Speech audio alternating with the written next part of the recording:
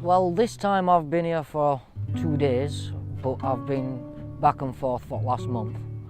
So I've spent about 3 weeks in total on camp.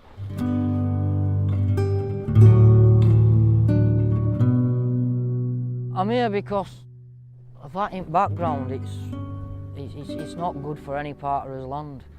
It's not good for his water, it's not good for his economy, it's not good for his agriculture, which you can see behind me is, you know, lush. This is Britain's breadbasket. This is where we get his food from, agriculture.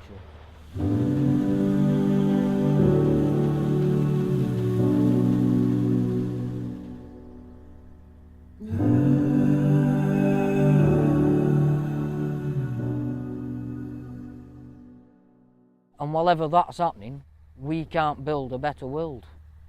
We've got so much more we could be doing with today's technology that's getting left. Technologies that are useful to all of humanity so they can keep it for themselves and make profit on what they were already doing.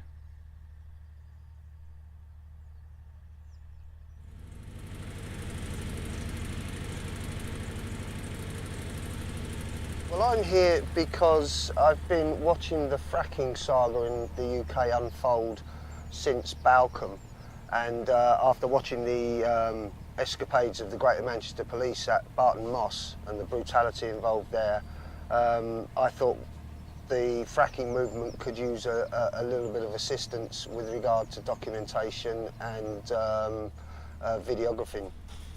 There's been an awful lot of speculation about the police and the corporations working hand in hand. I've seen some evidence of that, so I thought I'd get on board at Nottingham, Daneshill, and after Daneshill finished, we came to Hull.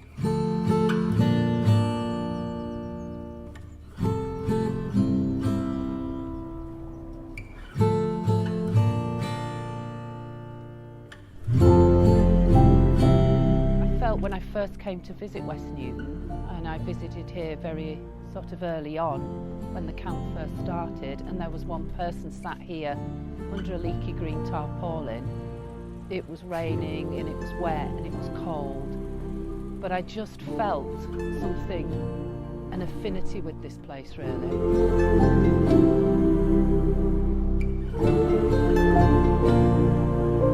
That's why I felt so strongly about coming here. I gave up my job, my home, my pension, everything to come out here because I felt so passionately that this was where I needed to be at this moment in time. The reason I'm here is of course because of the fracking. It's quite interesting really, even though I wouldn't say I'm optimistic about this. There's more chance of waking up the actual police than there is of the general population. Because at least the police come down to the site and see us there and see the rig. Most people don't even know what fracking is yet. But they know what's happening in EastEnders.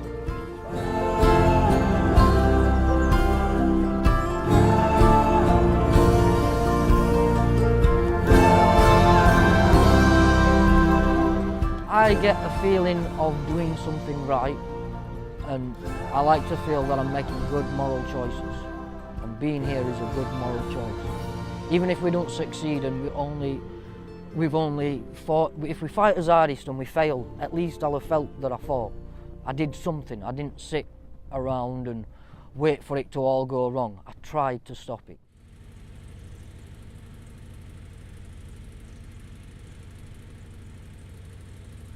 Everybody's just so dumbed down. People that come onto these camps, by and large, can talk more freely about things that they perceive. The kind of things, it's like a child being inquisitive. What's this, what's that? That looks funny, that looks weird, or why are they doing that? A child knows when something's wrong. They just know. And the thing is it seems to be that humans are trained to lose that inquisitiveness.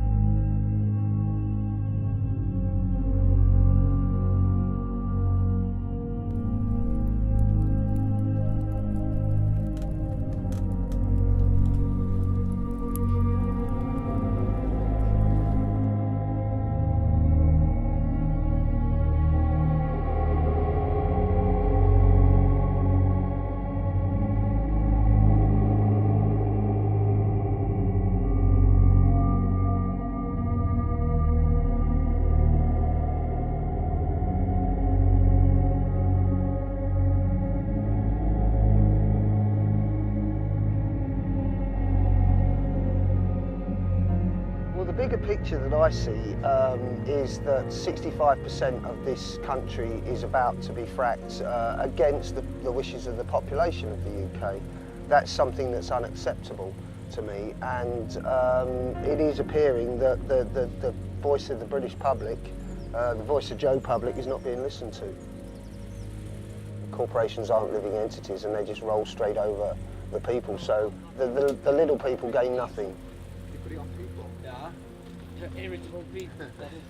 So far, this compound at West Newton has cost over 8.6 million in such a short period of time. Imagine if they'd invested that 8.6 million into putting renewable energy into the surrounding villages.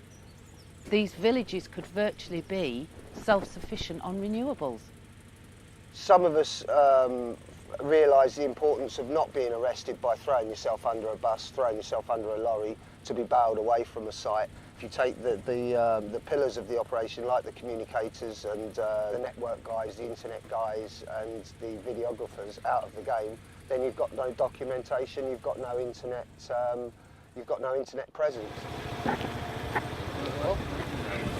The overwhelming importance might not be that we have hundreds of people on the front line. The overwhelming importance is that these small communities oppose the next place that the drilling licences are applied for. You've got to remember that protesters are being criminalised at the moment. That's a very important fact. That protest is a human right. We all have the right to protest, but they are slowly eroding those rights and the ways that you can protest. You can't suppress human emotion forever. It'll come to a point where we rise up, not in a violent way and go and smash things, because we want to lead people into a better world. You can't lead people into a better world by hitting folk. As soon as folk get more in touch with their emotions, open your chakras, people. Open your chakras.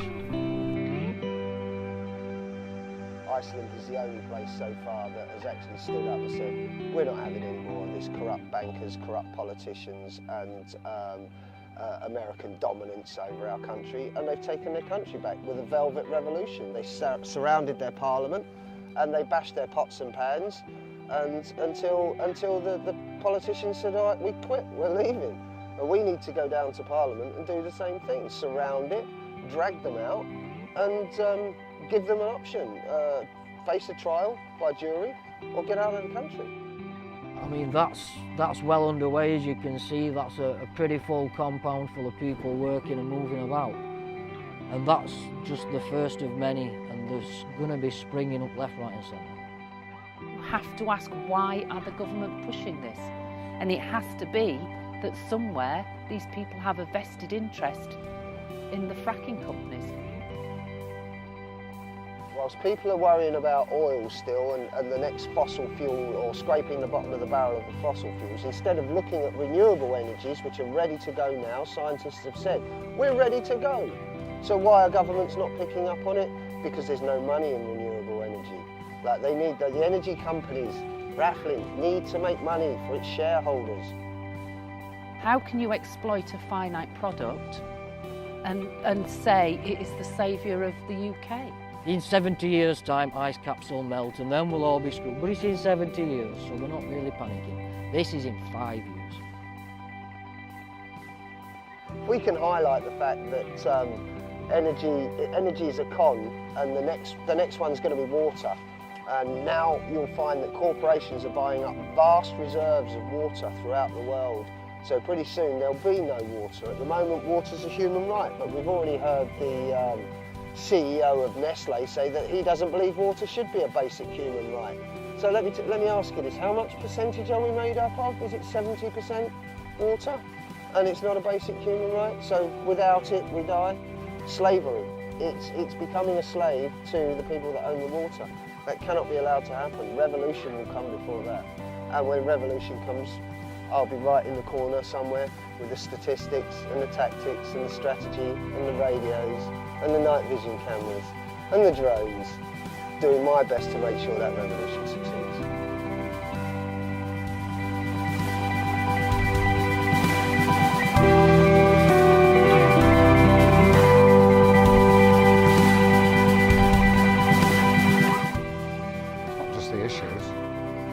van from the outside might look like, oh, he's got a high top van, can live in there.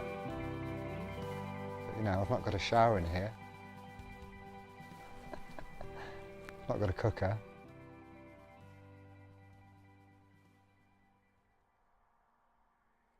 Better ask me something else.